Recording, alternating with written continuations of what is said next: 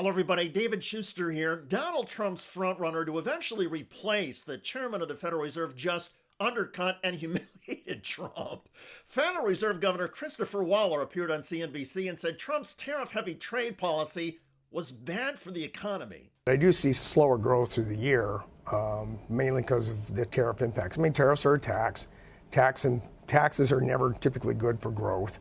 So, you're going to get some slow growth out of this. That comment prompted immediate headlines. Fed Reserve Governor on shortlist to replace Jerome Powell bluntly calls Trump tariffs a tax on growth. Most economists agree, but not the Trump team. The president says his tariffs have boosted growth. Because without the tariffs, this country is in serious trouble. We've taken in almost $17 trillion of investment is coming in. That's just false. $17 trillion in new investments?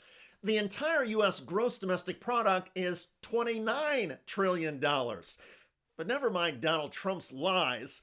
The tariff revenues have also been a talking point for Treasury Secretary Scott Bessent. Free market, people are getting addicted to tariff income. I've been saying $300 billion, but I think it could be much higher. Every $300 billion is 1% of GDP. Except, as experts, including Phil Gordon, have noted, collecting $300 billion in tariffs does not add 1% to GDP. It just transfers it from U.S. consumers and businesses to the government while making goods more expensive, hurting exporters, and creating an exemption process ripe for corruption. And the worst thing is Bessent knows that. But back to Federal Reserve Governor Christopher Waller. His matter-of-fact comments about tariffs being a tax on growth are particularly stunning given his status in Trump world until now. Waller was considered Trump's favorite to replace Fed Chair Jerome Powell, in part because Waller was one of just two Fed governors to dissent from the Fed Reserve's decision in July to hold interest rates steady. Waller wanted a cut. Trump did as well. And going into the interview on this day, Waller was treated on CNBC like potential Trump royalty. So let's get to Steve Leisman, who is with one of the potential Fed picks, who seem to have gotten more popular as time has been going by. And even before he was mentioned, we had talked about him and talking about cuts way before that. Chris Waller. Hi, Steve. Yes, we had Joe, and I am joined by Fed Governor Chris Waller, who, because he's right here, he's my pick right now. Thanks for joining us, Governor Waller. The interview started off smoothly and was unremarkable.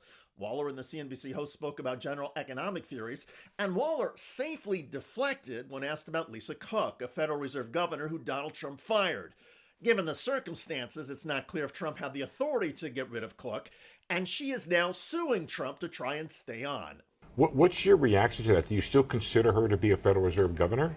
Look, Steve, this is in the courts. This is no longer an issue for me. The courts will be deciding soon how this is going to play out, so I really just don't have any comment. Has she been at work? I don't really have any comment on this. All right, I haven't been at work that much. I've been in Jackson Hole in Miami and everywhere else. So Waller then got past another politically dangerous question about his potential candidacy for the post of Federal Reserve chairman. You are one of the people who has been named as a potential candidate for Federal Reserve Chair. Have you met with Treasury Secretary Scott Bessent? I've met with Scott in the past, but it wasn't an interview for this job. It was just more of talking, and particularly some of my speeches and things like that. So it was a while back, but we haven't had any kind of interview yet. Do you have one scheduled? No, I don't at this moment. Again, Waller handled a thorny issue calmly and diplomatically. But then, after about 8 or 9 minutes, Waller was asked about tariffs and said they slow down the economy. Waller tried to soften his answer by saying he doesn't believe the U.S. is headed to a Trump recession.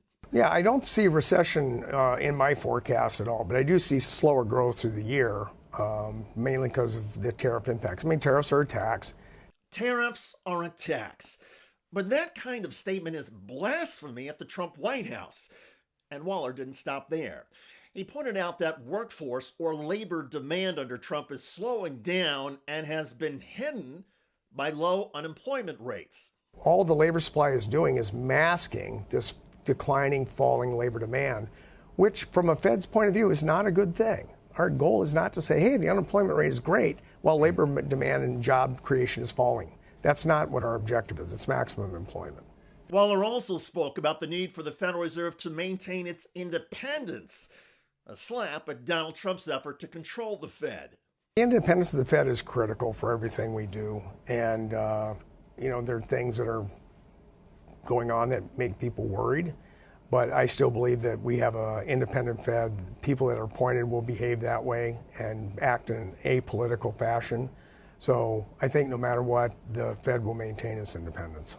According to several reports, Waller talked himself right out of Donald Trump's good graces. The first 8 minutes or so of the interview were not controversial and were music to the ears of the Trump White House. The final 2 minutes were a disaster, though, for Trump, simply because Waller spoke a universal truth about tariffs, added a swipe about slowing labor demand, and embraced Fed independence.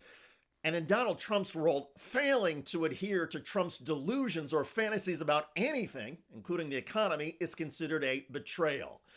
So Waller, by some accounts, is no longer a Trump favorite or potential pick to be the next Fed chair. Waller won credibility among economic policy wonks, but he committed Trump MAGA political heresy. The term of the current Fed chair, Jerome Powell, goes until next May. Powell says he will not leave until then, and Donald Trump has said that he will not fire Powell, even though Trump continues to disparage Powell. Still, the Fed leadership question for 2026 is full of palace intrigue. And now, there is frustration at the Trump White House, as a favorite to take over the Fed has undercut Trump merely by publicly speaking the truth. By the way, Donald Trump's Homeland Security Secretary Noem just stumbled over her own lies and is getting called out. I won't speak to the specifics of the operations that are planned in other cities, but I do know that LA wouldn't be standing today if President Trump hadn't taken action. Then that city would have burned down if left to the devices of the mayor and the governor of that state. California Democrat Robert Garcia.